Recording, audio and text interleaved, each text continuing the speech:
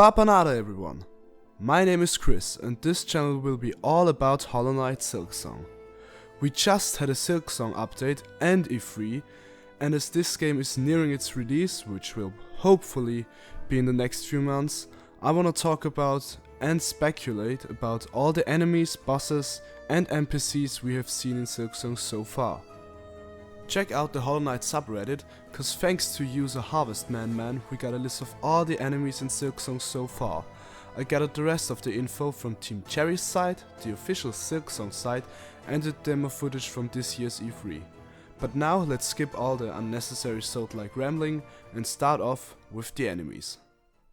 We start off with the Moss Grotto, the first area of the game. First up in the Moss Grotto is the Moss Grub.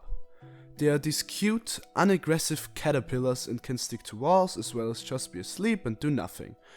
Not knowing you have come to kill those innocent little creatures like the monster you are. The second enemy is the Moss Bee. She may be a full-grown Moss Grub and can charge at you like the Spits from Hollow Knight.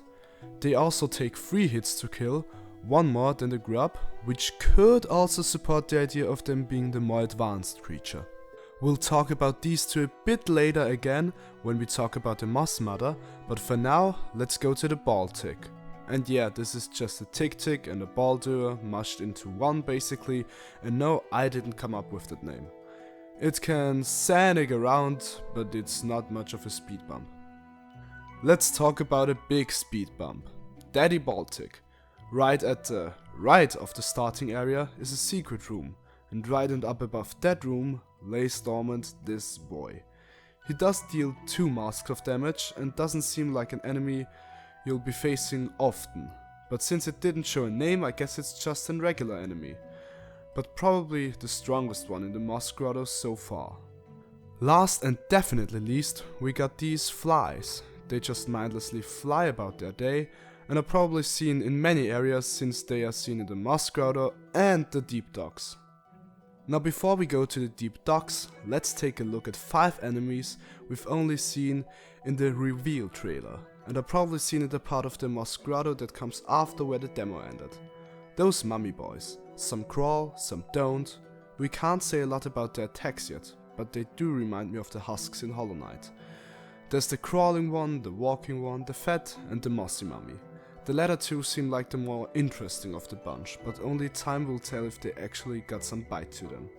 There's also the square mummy, which I can't really say a lot about cause he just dies as soon as we see him.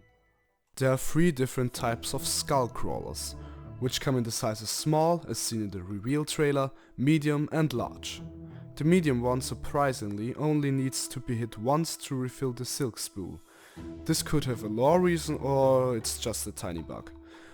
And the large one just crashes into an NPC in the Moss Grotto in the reveal trailer and might be a boss or even an NPC or just an enemy. And if you ask why I didn't put it in the section about Moss Grotto, I just didn't think that far. Okay, now shut up and continue watching. No, really, please continue watching. It would really help my confidence if people would watch my bug game analysis video. The next 3 are workers from the Deep Docks. First up are the bellheads, which just try to stab you with their fork. The catch about them is that the head is shielded by some dumb fucking bell, so attacks will just not work, similar to arguments not working against Hornet is Void believers. Second are the winged brothers of the bellheads, the winged bellheads. They can throw hot explosive stuff at you, which can be ricocheted. My question is, where the fuck do they take those explosives from? That shit's hot. And they also can't be attacked from above. The last and the cutest of the 3 is the Cymbal Bug. He just got parts of a drum kit and throws himself at you like every garage band drummer. Now these 3 boys remind me of the miners in the Crystal Peak, just working their butts off after being infected / cursed by whatever is going on in their respective kingdom. The next 4 enemies bring us to a total of 20 enemies so far. There are 4 ants in the reveal trailer. Somehow I feel like whereas the Moss Grotto is the first and the Deep Docks probably the 2nd or 3rd area in the game, the ants seem to be quite hard to defeat, and the area, which seems to be the Forest of Bones, which got cut from the original Hollow Knight, will probably be a mid-game area at least. You got the throwing ant, which seems to be the weakest of the bunch and only seems to throw knives directly forward. The plunging ants also don't seem to be that hard since they only come from above, but they might distract you just enough so the heavy ant can hit you. This ant will maybe deal 2 masks of damage and be a greater danger. The leaping ant, however, is probably the hardest of the 4, since she's very fast and when paired with other ants will probably be quite hard to deal with. We'll talk about the ants later when we are back with their queen. Now we are getting into Graymoor, which has been in the focus of Team Cherry's latest update. This seems to be a big, diverse and creepy area. Again, probably not an early game area since it's just too dark and big for early game, I think. Anyway, we got 2 types of enemies. The first type are the crowbugs, which first sit in the background and then jump into Hornet's way. One seems to charge and the other one is basically primal Espit. I'm sorry. The second type of enemies are the tattered ones. One wields a scissor and uses it to attack, big surprise, and the sigil bearing one and the 4-handed one are more mysterious since I can't really tell what they will do and how they will attack. Now we got the cultist boys. We don't see any of them attack except one of them. 2 of them just look like they behave like the City of Tears guards, and 2 seem to be either non-aggressive or just quite weak. Now the last one is a penis. So a penis chases after Hornet to molest her. This is definitely the creepiest one and we'll have to make sure Hornet doesn't get caught by him or else she'll have to go to court, Me Too style. Those cultists don't only seem to be very important to the game's story and the religious themes, but I also have the theory that Bill is behind all of this. So now we got some random enemies from the trailer who don't really belong to anyone else and stand on their own, but they are still quite interesting. Let's start with the coral dude. This guy is easy to miss and probably won't do much besides being easy to miss, but he's just really cute. Then there's this little crab dude. He's also kinda cute and I don't think there's anything left to say. We don't know if he's got any attacks, but I think probably not. Then there are the brown wing molds, who are exactly that, wing molds. Just something for Hornet to use as a platform to traverse through the air. And then we got 2 silver flyboys. The bigger one isn't doing that much yet, but the small ones seem to be a laser beaming pain in the ass. Now we got my 2 favorite enemies, the puke bugs. The less intimidating one is probably the ceiling puke bug. He hangs at the ceiling and wants to machine gun you into oblivion. Probably a hard fella to deal with. Not as hard as this last one though.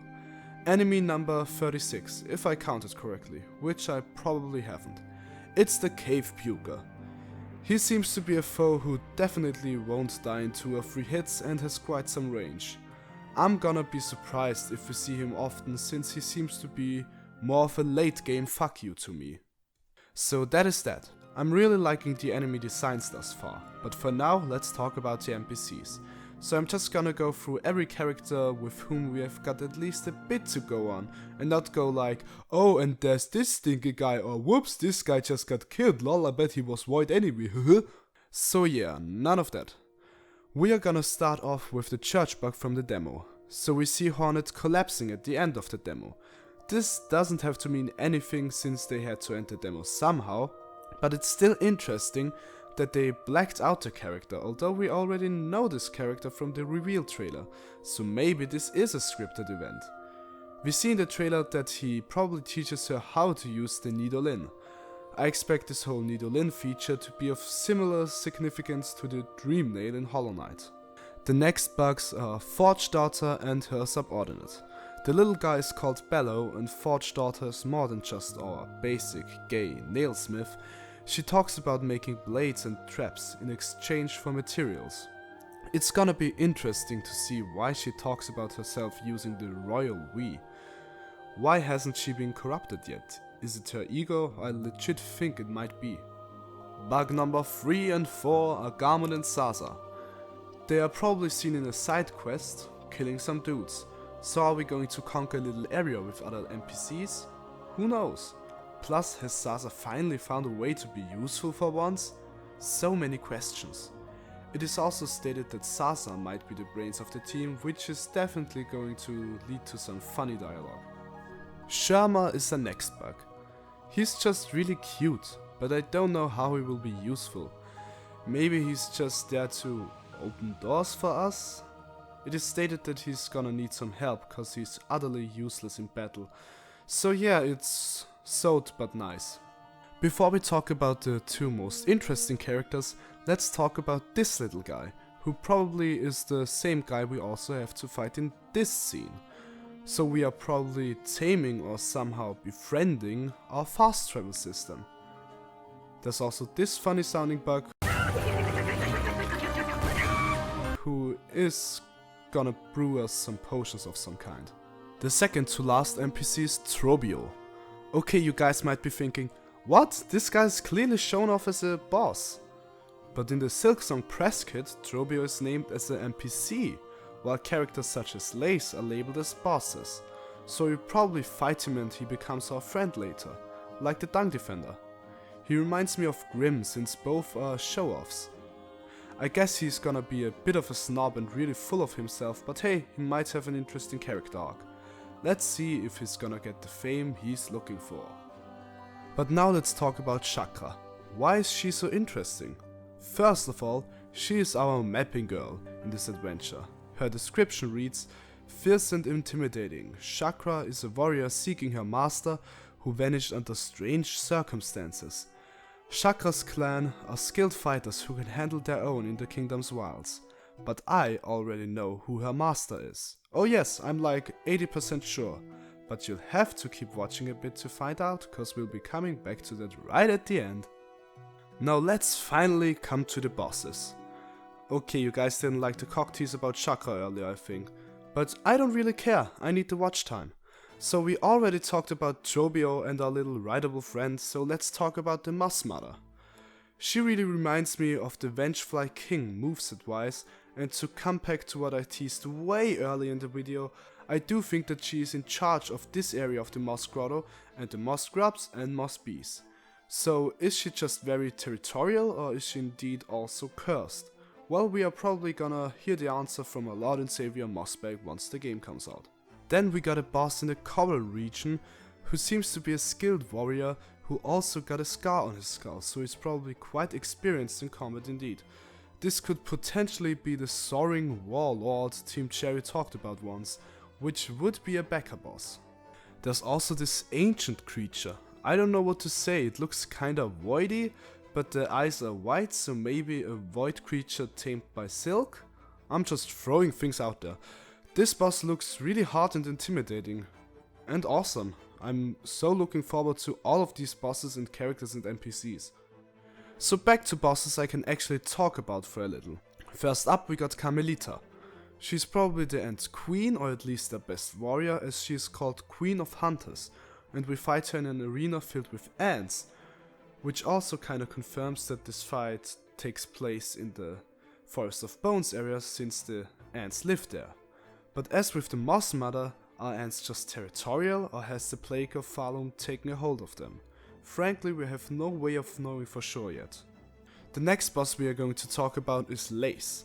I think it's interesting that she's labeled as a boss and not as an NPC, so she might be hostile towards Hornet for the entirety of the game.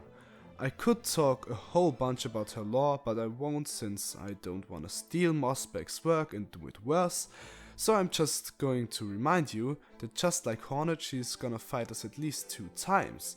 One time early in the game in the Deep Docks, where she plays Dark Souls gargoyles and guards a bell, and once in a very interesting arena atop many white flowers. This might be her home, or at least near it, since I kinda get the vibe that white flowers will be helping her in this battle, and that's why she is fighting us in that exact spot. Up next we got Sharp. Who is Sharp? He is a backer character who was supposed to make it into the original game but got cut. Interestingly, the so-called Steel Assassin seems to be in charge of those steel enemies from earlier. His description reads as follows. One backer boss in particular has become a major rival character to Hornet, a mysterious assassin bug submitted by Jaspel Boodram. Jaspel's assassin uses its space as both blade and a whip. We don't want to spoil the surprises around this deadly foe, but expect several encounters throughout Hornet's journey. Sharp is a Kickstarter boss from Jaspel Boodram. Jaspel proposed an assassin bug with a whip-like nose and several other unique talents. And remember, all other backer bosses and backer dungeons will be landing alongside playable Hornet. Now I could talk about the backer dungeons too, but this would truly be too much for this video. Let's talk about his attack animation. It kinda looks like Void, and he himself reminds me of a collector who went out and bought some armor to cover up his void dick. Anyway, let's come back to what I was talking about with Chakra. First, let's just summarize. If I counted correctly, which I probably haven't, we have covered 36 enemies, and if you count Trobio both as boss and NPC, we got 8 bosses and 9 NPCs, although we have seen more NPCs, but they aren't really that interesting, so I didn't count them in yet. But still, that's a shitload of things to cover in one video. If you liked this video, please tell me what you would like a video about next. But now let's finally talk about Chakra's master, the Legend. This is my temporary name for him.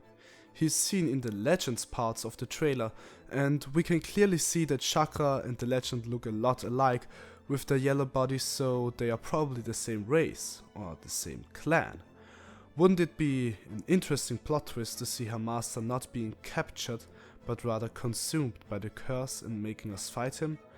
This might not be the big revelation you were hoping for, but I myself think that this would be very interesting. So this video is probably a 20-minute motherfucker, and boy, it's fun to work on a script this long, but it's really time consuming. The script took me about almost 4 hours to write and almost 3 more hours to record it, and I still gotta cut the whole damn thing, so I hope you guys and girls like it. I do plan to make a few more videos on SILKSONG and a whole lot of videos once the game is out. Anyway, that's it for today, till next time.